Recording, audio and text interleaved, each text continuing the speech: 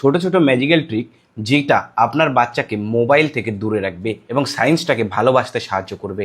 ১ নম্বর হলো জলের ভিতরে একটু চিনি নিন, মধ্যে একটা বাসন ধোয়া লিকুইড দিয়ে দিন, সেটাকে ভালো করে স্ট্র দিয়ে গুলে নিন এবং স্ট্রটাকে তুলে ফু দিন, দেখুন ওর থেকে বাবল বেরোবে যেটা কখনো ফুটবে না।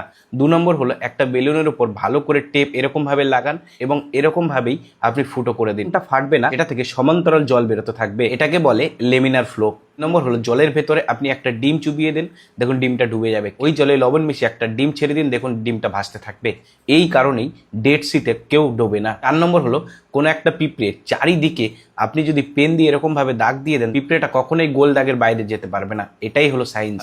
লেবুতে এরকমভাবেই তুলো ডুবিয়ে কাগজের উপরে কিছু লিখুন, এটাকে হালকা তাপ দিতে শুরু করুন, দেখুন এটার পেছন দিকটাই লেখা ভেসে উঠবে, এটাকে ইনভিজিবল ইঙ্ক বলা হয়। ৬ নম্বর হলো চিনে মাটির যে কোনো একটা পাত্রকে এরকমভাবে পেরেক দিয়ে ফুটো করতে যান, দেখবেন ফেটে যাবে, কিন্তু এটাকে আপনি জলের মধ্যে বসিয়ে এরকমভাবে পেরেক দিয়ে ফুটো করুন, একদম ঠিকঠাক ফুটো হবে। এটা হয় জলের কুশনিং ফোর্সের জন্য। আপনার বাচ্চাকে সায়েন্সের দিকে আগ্রহী বানানোর জন্য এই জিনিসগুলো অবশ্যই দেখান। আমার এই ভিডিওটা প্রচুর পরিমাণে শেয়ার করুন যাদের বাড়িতে এরকম বাচ্চা রয়েছে।